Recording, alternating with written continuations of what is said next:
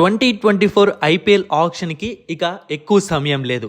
మరి లక్నో టీం ఎవరిని టార్గెట్ చేస్తుంది, అలాగే గుజరాత్ టైటాన్స్ ఎవరిని టార్గెట్ చేస్తుంది, ఆ విషయాలు క్లియర్గా ఈ వీడియోలో తెలుసుకుందాం. సో ఫస్ట్ అయితే మీరు తప్పకుండా తెలుగు బస్ టెలిగ్రామ్ ఛానల్లో జాయిన్ అవ్వండి. డిస్క్రిప్షన్ బాక్స్లో లింక్ ఉంది. ఎందుకంటే ఆక్షన్ టైంలో ఎవ్రీ సెకండ్ మీకు అన్ని అప్డేట్స్ అక్కడ తెలుస్తూ ఉంటాయి. సో లక్నో టీం ఎవరిని రిలీజ్ చేసింది? జయదేవ్ ఉన్నద్గఢ్, మనన్ ఓహ్రా, స్వప్నిల్ సింగ్, డానియల్ శామ్స్, కరణ్ శర్మ, అర్పిత్ గులేరియా, సుయాన్ షెగ్డే, కరుణ్ నెయిర్. లక్నో దగ్గర ఉన్న పర్స్ 13.15 crores. లక్నో స్లాట్స్ ఇంకా 6 ఖాళీగా ఉన్నాయి. అందులో ఓవర్సీస్ అన్నవి 2 slots ఖాళీగా ఉన్నాయి. ఒకసారి మనం లక్నో ప్లేయింగ్ 11 చూసాము అంటే ఖచ్చితంగా కొంచెం షాక్ అవ్వాల్సిందే. ఎందుకంటే వాళ్ళు అందరినీ బ్యాకప్ ప్లేయర్స్ని రిలీజ్ చేశారు. కోర్ టీం ఇంకా అలాగే ఉంది. ఇంపార్టెంట్ ప్లేయర్స్ బ్యాకప్గా కూడా ఇంకా టీంలో అలానే ఉన్నారు. సో వాళ్ళ ప్లేయింగ్ 11 ఆల్మోస్ట్ సెట్ అయిపోయింది. KL Rahul, Quinton de Kock, Devdutt పడికల్ని ట్రేడ్ చేసుకున్నారు. సో అతను మిడిల్ ఆర్డర్లో ఆడే అవకాశం ఉంది. Nicholas Pooran, Marcus Stoinis, Krunal Pandya, Ayush Badoni, Mark Wood, Ravi Bishnoi. ఇక్కడ ఒక ప్లేయర్ కావాలి, వీళ్ళకి ఒక మంచి బౌలర్ కావాలి, Mohsin Khan. So Lucknow auction strategy చాలా సింపుల్ అనమాట. వాళ్ళకు ఒక మంచి బౌలర్ కావాలి అండ్ అలాగే వీళ్ళకు ఇండియన్ లేదా ఓవర్సీస్ ఒక మంచి ఆల్రౌండర్ టీంలో ఉంటే అవసరమైతే యూజ్ చేసుకుంటారు లేదా బ్యాకప్గా పెట్టుకుంటారు. Depends on player capability. So Lucknow target ఎవరిని చేరుస్తుంది? చాలా సింపుల్, ఆల్రెడీ చెప్పాను కదా. వీళ్ళకు బౌలర్ కావాలి అన్నప్పుడు చేతన్ సక్రియన్ టార్గెట్ చేస్తారు, కార్తిక్ త్యాగిని టార్గెట్ చేస్తారు, మధు శంకర్ని టార్గెట్ చేస్తారు, చెమీరన్ టార్గెట్ చేస్తారు, అలాగే ఓ ఆల్రౌండర్స్ రూపంలో శార్దుల్ ఠాకూర్ని టార్గెట్ చేస్తారు. సో వీళ్ళ దగ్గర ఉన్న అమౌంట్ చాలా తక్కువ ఉంది కాబట్టి వీళ్ళు బిగ్ ప్లేయర్స్కి వెళ్ళలేరన్నమాట. ఆల్రెడీ చెప్పాను, కోర్ టీం అలానే ఉంది, ప్లేయింగ్ 11 సెట్ అయిపోయింది.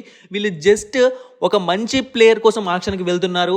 వస్తే తెచ్చుకుంటారు, లేదా అంటే వాళ్ళు ఎక్కువగా ఎవరి కోసం పోటీ పడరు. ఏ టీంని కూడా ఆక్షన్లో వాళ్ళ దగ్గర ఉన్న అమౌంట్తో ఇబ్బంది కూడా పెట్టలేరు. ఇక నెక్స్ట్ గుజరాత్ టైటాన్స్. నాకు తెలిసి ఐపీఎల్ హిస్టరీలోనే బిగ్గెస్ట్ ట్రేడ్ని చేశారు. హార్దిక్ పాండ్యాను పంపించేశారు. వాళ్ళ కెప్టెన్ ఆడిన 2 సంవత్సరాల్లోనే ఒకసారి టైటిల్ అందించాడు, ఒకసారి రన్నర్అప్గా నిలిచారు. సో వీళ్ళు ఎవరిని రిలీజ్ చేశారు? హార్దిక్ పాండ్యాను రిలీజ్ చేశారు, అంటే ట్రేడ్ చేశారు. యష్ దయాల్, కేఎస్ భరత్, శివం మావి, Urvil Patel, Pradeep Sangwan, Odean Smith, Alzarri Joseph, Dasun Shanaka. Gujarat దగ్గర ఉన్న పర్స్ 38.15 crores ఉంది.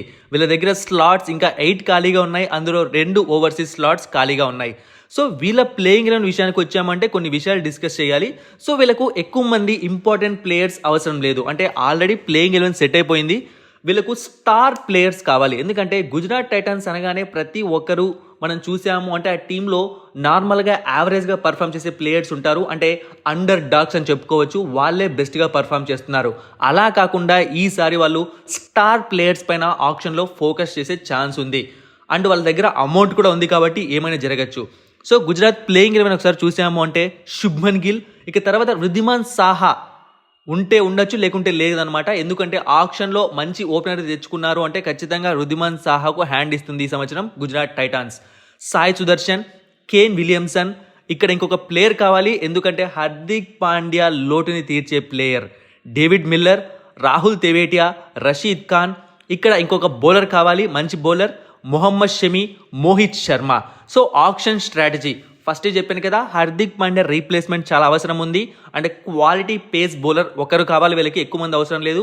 అండ్ ఒక ఓపెనర్, అండ్ ఆ ఓపెనర్ కూడా పవర్ హిట్టర్ అయి ఉండాలి. అండ్ వికెట్ కీపర్ అయితే యాడెడ్ అడ్వాంటేజ్, ఎందుకంటే వృద్ధిమాన్ సాహా లేకుంటే వీళ్ళకి ఒక మంచి వికెట్ కీపర్ అవసరం అవుతుంది. కేఎస్ భరత్ని కూడా వీళ్ళు రిలీజ్ చేశారు కాబట్టి.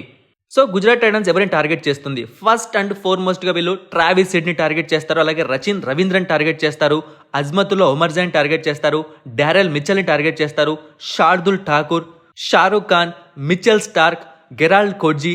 సో ఇలాంటి ప్లేయర్ని టార్గెట్ చేస్తారు. ఒకవేళ మంచి వికెట్ కీపర్ ఆప్షన్లో దొరకకుంటే మళ్ళీ కేఎస్ భరత్ కోసం వీళ్ళు ట్రై చేసి తీరుతారు. సో ఈ విధంగా ఈ 2 టీమ్స్ ఆప్షన్ స్ట్రాటజీ ఉండే అవకాశం ఉంది. అండ్ ఆల్రెడీ చెప్పాను, తెలుగు బస్ టెలిగ్రామ్ ఛానల్లో తప్పకుండా జాయిన్ అవ్వండి. ఆక్షన్ టైంలో మీకు ఎంతో నాలెడ్జ్ వస్తుంది అండ్ అలాగే ఎవ్రీ అప్డేట్ మీకు తెలుస్తుంది. మరిన్ని ఇంట్రెస్టింగ్ వీడియోస్ కోసం సబ్స్క్రైబ్ చేయడం మర్చిపోకండి.